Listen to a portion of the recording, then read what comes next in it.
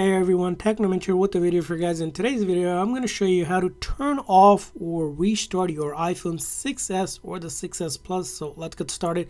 Now, the simple and the easiest way to turn off would be just pressing and holding on to this power button for about a few seconds or until this menu pops up where you can simply slide to power off. So that's going to be method number one. Now, method two is going to be going to your settings, then going to general, scroll down a little bit further to shut down.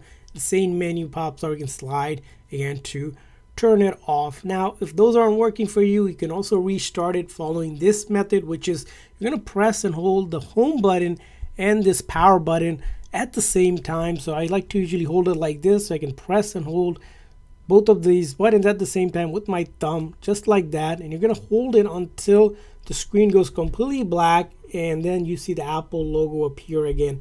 And this is going to do a complete restart of the phone. Just let go once you see the Apple logo. So if the first two methods didn't work, try this and it will restart your iPhone 6s.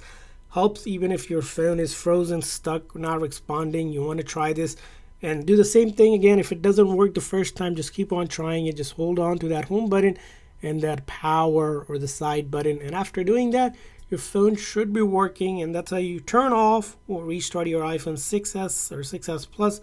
I hope this video was helpful, so please consider the like and subscribe button for more tips and tricks for your iPhone and other iOS devices. We'll see you guys next time.